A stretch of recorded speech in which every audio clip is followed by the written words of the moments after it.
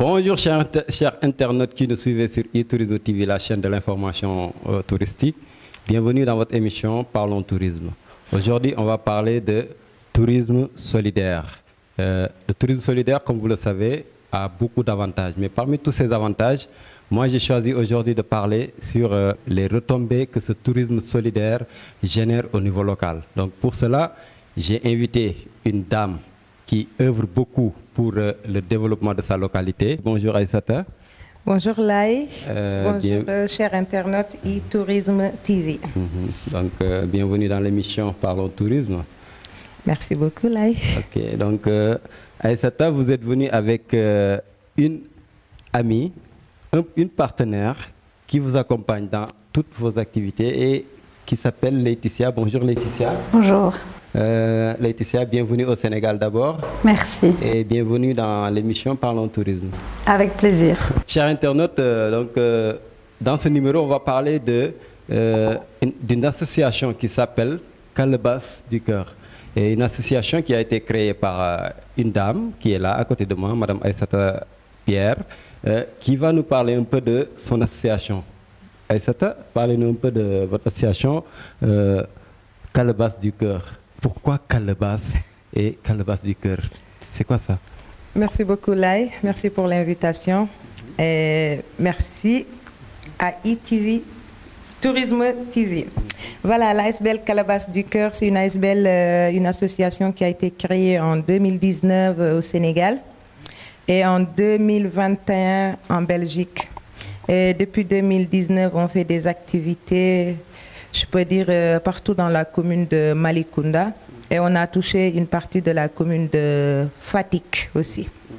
Donc on essaye de faire plaisir à nos frères talibés, on essaye de faire plaisir aux jeunes et les familles qui sont vraiment, qui vivent dans diminuées. Ouais. Ah, ça c'est vraiment de la solidarité et vraiment on en a besoin. Donc vous faites ces activités-là en collectant des fonds. Ouais. Comment vous parvenez à collecter des fonds?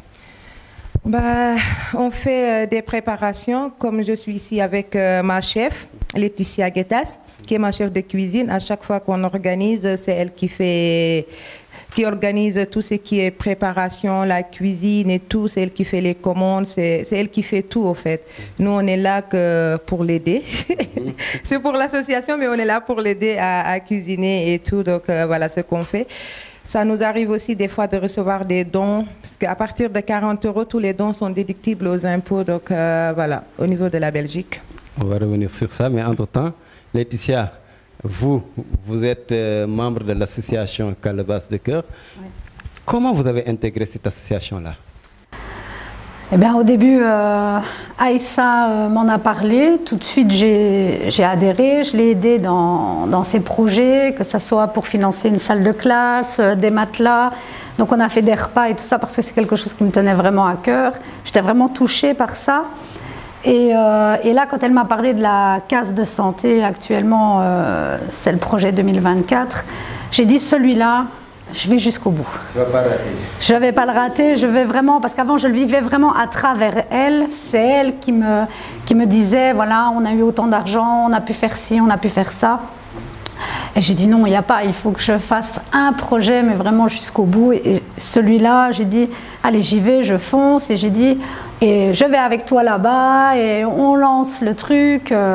Et je suis très, très contente d'être venue, de découvrir ce pays, parce que sans elle, je pense que je ne serais jamais venue. Je ne sais pas pourquoi, peut-être le manque d'informations. Mais je suis venue et vraiment, je suis touchée par ce pays. Je suis touchée déjà parce que... Quand je vois, je vais dire à peu près 80% de la population qui vit en précarité, tout ça, ça me touche énormément. Il faut être là et se rendre compte du comment ça se passe, parce que de loin, on se dit oui, on fait ça, mais on ne sait pas trop. Et quand on est là sur place, on voit à quel point c'est nécessaire en fait. Et je pense que c'est pour moi très important d'être ici et de me rendre compte vraiment de tout ce qu'il faut, de ce qu'il faudra apporter, de toute l'aide qu'on peut amener aussi. Et surtout qu'en plus, c'est un joli pays, hein. Il y a des paysages divers. C'est beau partout, les gens sont chaleureux, vraiment. On voit qu'il y a vraiment cette envie d'aller vers eux parce qu'ils sont vraiment tellement gentils. Moi, je suis épatée. Je pense que je suis amoureuse là, vraiment. On peut dire que vous avez joint l'utile à l'agréable. Ouais. C'est-à-dire, venir pour quelque chose d'utile, mais il profiter pour... Et qu'est-ce que ça vous dit de découvrir le Sénégal, de voir la population, une population chaleureuse, un sourire qui sourit tout le temps. Ouais. C'est quoi cette découverte-là que vous avez fait? Eh ben, cette découverte-là, c'est bizarrement, je me reconnais là-dedans parce que c'est vrai que moi, je suis toujours à 1000%, le cœur ouvert, et souvent, par chez nous, c'est pas réciproque, et souvent, du coup, je suis un peu malheureuse par rapport à ça. Et ici, je ne le vis pas du tout, en fait. J'ai l'impression d'être à la maison. D'ailleurs, dans son village, le chef du village m'a dit « Tu fais partie de la famille maintenant. » je vivrai ici, moi. C'est vraiment l'amour qu'il me fallait. Tu lui prépares une nationalité. Hein? Ça, ce sera avec vraiment plaisir. On revient sur Aïssata. Aïssata, récemment, vous avez monté votre dernière activité. Vous avez fait la pose de la première pierre d'une case de santé. Comment vous avez, après plusieurs réalisations, vous êtes tombé à une case de santé. Une case de santé, c'est pas un petit coup. Là, comment vous êtes parvenu à le faire? À faire ça. Hein? Ça, c'est un projet qui me tenait vraiment à cœur depuis 2009, depuis que je suis tombée enceinte, depuis que le jour de mon accouchement, tout ce que j'ai vécu dans ce village. J'ai eu des souvenirs qui sont restés gravés dans ma tête. Et vu que j'ai souffert ce jour-là, vers 4 h du matin, heureusement que j'avais un ami qui était à Nianing qui est venu me sauver. Sinon, je pouvais y rester. Et depuis ce jour-là, je me dis, waouh, le jour que Gourel aura une case de santé, même si je n'arrive pas à le construire, j'y participerai. Et depuis 2009, j'ai ce projet, plus précisément depuis le 17 décembre 2009, j'ai ce projet en tête et en cœur, et voilà. Et quand j'ai créé l'association, j'ai dit, le projet de case de santé, ce sera pour Gourel. Ce sera pour Gourel, et voilà, on le fera. Et là, ça y est, c'est arrivé. On a posé la première pierre le 29 et on a démarré les travaux hier. Donc voilà, on croise les doigts. Ok. Pendant le jour de la pose de la première pierre, vous êtes revenu, il y a une phrase qui m'a un peu marqué, c'est-à-dire vous avez dit que vous avez la somme pour réaliser la fondation. Et pour le reste, chacun doit mettre la main sur la pâte pour y contribuer. Ouais. L'ASBL Calebasse du Cœur n'a pas des millions, pour dire vrai, on les a pas. Et là, on démarre les fondations. Et c'est une fondation qui coûte vraiment cher aussi, parce qu'on veut quelque chose de solide et on ne veut pas faire pour deux chambres ou 2 salles de consultation. Non, on veut quelque chose de bien, que les futurs patients se sentent vraiment bien, qu'il y ait de l'espace et tout. Donc voilà, on appelle tout le monde à y participer. Nous, on vous attend avec les bras grandement ouverts, et voilà, le projet, vous pourrez le suivre sur nos plateformes et tout. Et voilà, pour ceux qui sont en Europe qui veulent participer, tous les dons sont déductibles aux impôts à partir de 40 € et on est reconnu par l'État belge, et c'est une association qui est vraiment bien, je trouve. Vous êtes reconnu par l'État belge. Quelles sont les démarches qui vous ont permis d'être reconnu par l'association belge? Une association sénégalaise qui est reconnue en Belgique, ça ne tombe pas du ciel. Hein? Non, c'était pas facile parce que depuis 2019, j'étais en cours. À chaque fois, je faisais des demandes, je rentrais ça au tribunal. Ils me disaient, ah non, c'est pas bien fait, donc il fallait recommencer. Et voilà, en 2021, heureusement, on l'a eu. Et voilà, maintenant, on a notre numéro de TVA, on a notre numéro national. C'est comme moi, comme Laetitia. Voilà. Si vous tapez l'ASBL Calebasse du Cœur, dans le banque Carrefour belge, vous retrouvez Calebasse du Cœur. Et Calebasse du Cœur paye ses impôts en Belgique. Donc voilà, c'était pas facile, mais voilà. On y est arrivé parce qu'on y croyait. On y croyait, donc voilà, on y est arrivé. Merci. Laetitia, vous avez choisi d'accompagner Calebasse du Cœur dans ces projets. Est-ce que vous aussi, au-delà des activités que mène Calebasse du Cœur, vous aussi, vous faites des démarches personnelles pour le développement de cette association-là? Des démarches personnelles, ben, mis à part l'organisation des repas ou des repas emportés aussi qu'on a fait, pour l'instant des démarches, pas vraiment. Je suis là en train de me rendre compte, vraiment, là maintenant de dialoguer avec les gens et de vraiment me rendre compte, je suis en train de voir ce qu'on pourrait faire ou ne pas faire pour améliorer la chose. Et du coup, ce qu'il va falloir faire, c'est essayer de sensibiliser un maximum de personnes pour avoir les fonds nécessaires pour aller jusqu'au bout de cette case de santé et que les gens bénéficient vraiment de soins parfaits. Voilà, c'est surtout ça. Ça, c'est bien. Mais sinon, vous êtes en vacances au Sénégal. Oui. Vous avez déjà goûté je dirais, tout ce qui est produits locaux, tout ce qui est typique, les tchéboudiennes, les jus et tout ça. Pour quelqu'un qui n'est jamais venu au Sénégal, un Belge, un Français, un Allemand, quelle que soit sa nationalité, vous qui venez de découvrir le Sénégal, qu'est-ce que vous dites à ces genres de personnes qui n'ont jamais connu le Sénégal? Il faut le faire une fois dans sa vie. Il faut vraiment le faire une fois dans sa vie pour voir la diversité des choses, des belles choses, des choses moins belles, les saveurs aussi. Il faut le faire une fois dans sa vie. Et je connais beaucoup de personnes, parce que c'est ce qui m'a intriguée aussi, je connais beaucoup de personnes qui venaient là, et ils venaient une fois au Sénégal et ils y retournaient tout le temps. Mais je dis, comment ça se fait qu'ils sont tant amoureux du Sénégal et qu'ils viennent une fois et en fait après qu'ils reviennent tout le temps et je dis, ça m'intrigue.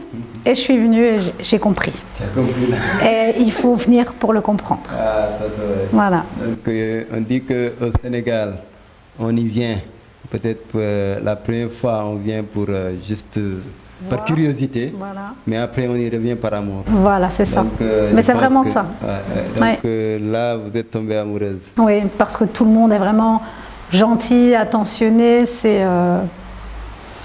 Il n'y a qu'ici qu'on voit ça. Chez nous, malheureusement, c'est beaucoup du chacun pour soi. C'est pas le même visage. Ça n'a rien à voir. Chez nous, on est plus égoïste. Chacun regarde de son côté, va essayer d'abaisser l'autre pour monter.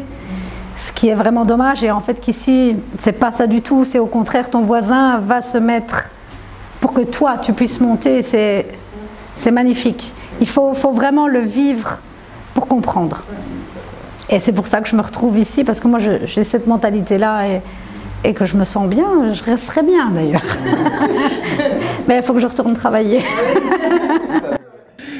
Aïssata, vous êtes tellement préoccupée par une situation meilleure pour votre entourage. Surtout, je vois que vous êtes plus focalisé sur votre village et les villages, au-delà de votre village, les villages environnants. Vous accompagnez les jeunes talibés, les écoles coraniques et pas mal de choses. Et ça, vraiment, c'est pas chose facile. Des fois, est-ce que vous ne vous oubliez pas vous-même? Ouais, c'est le truc qui me fait plaisir, de faire plaisir aux autres.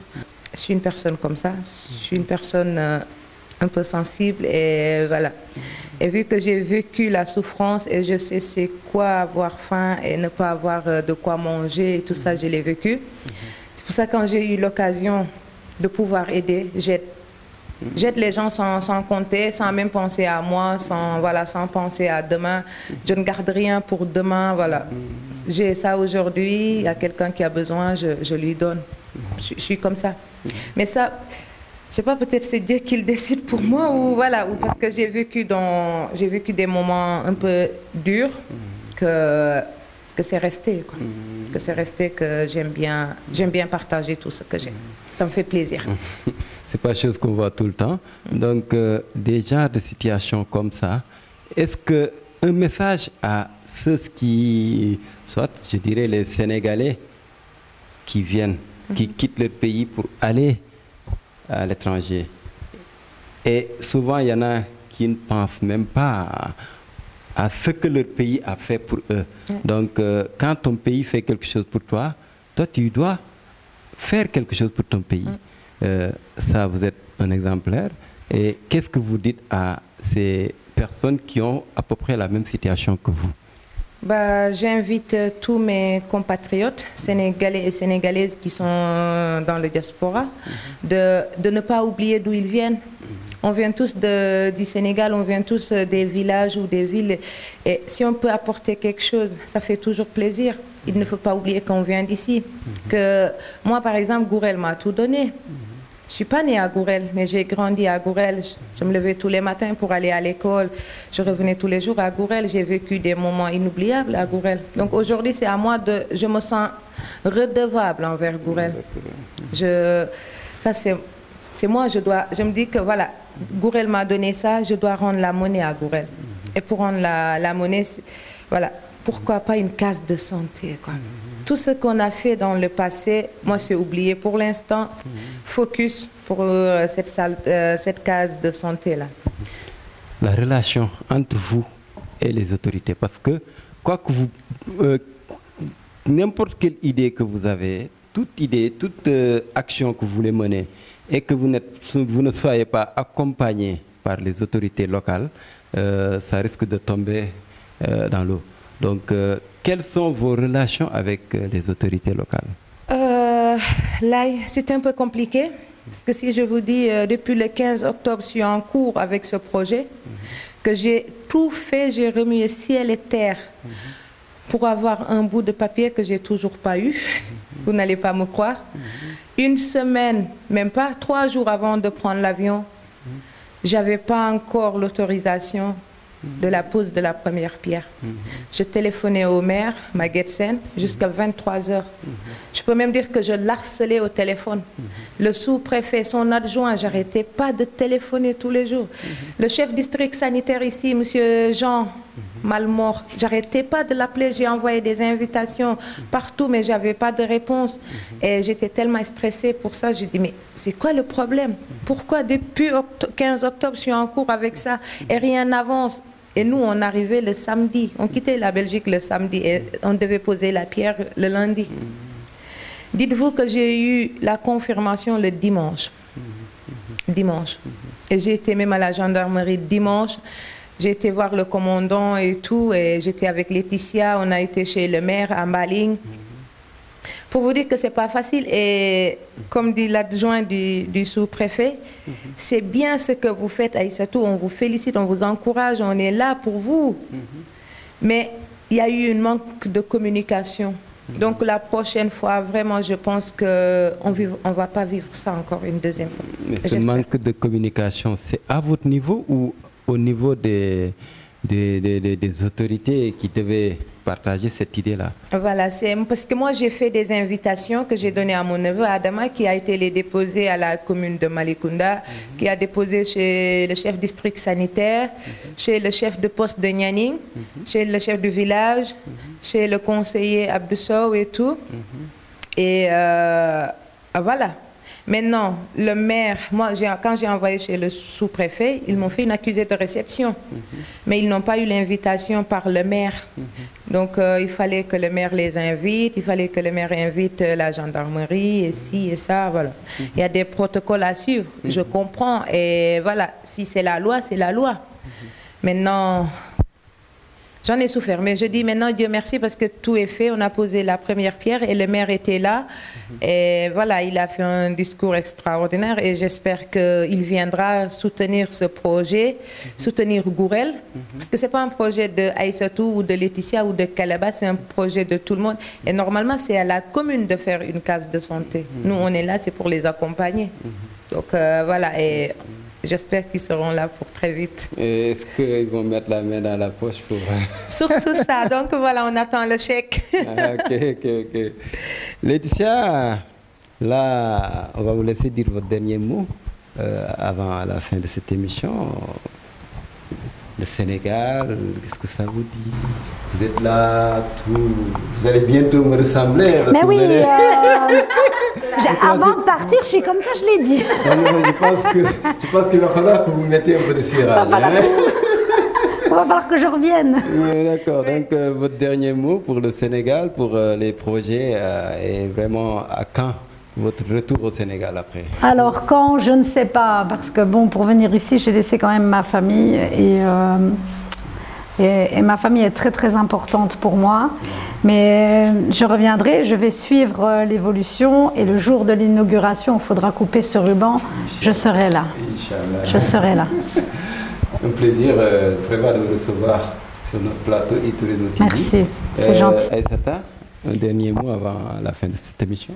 Oui, là, permettez-moi de remercier Laetitia Guettas qui est venue, qui est ma chef, qui est ma copine, qui est maintenant une membre de ma famille, parce que vraiment, que ce soit en Belgique ou ici, j'ai compris que c'est une personne sur qui je pouvais compter.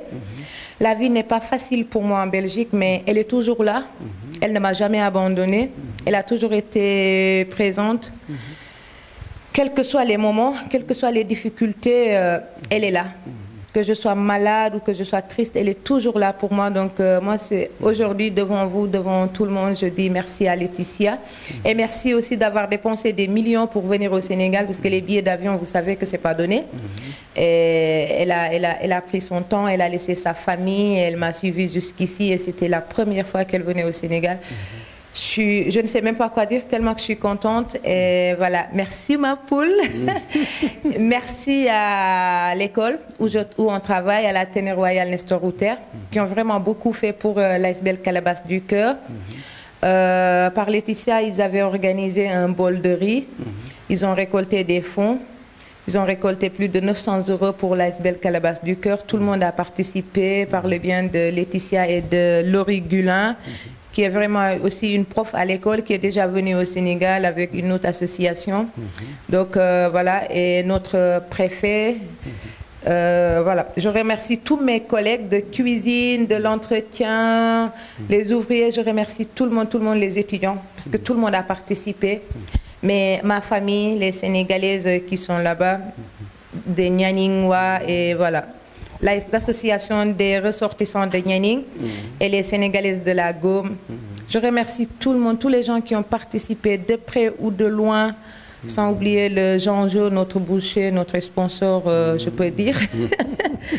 Voilà, je remercie tout le monde. Moi, je pense qu'à travers votre association, beaucoup de Belges ou bien beaucoup de gens qui vous soutiennent vont découvrir le Sénégal.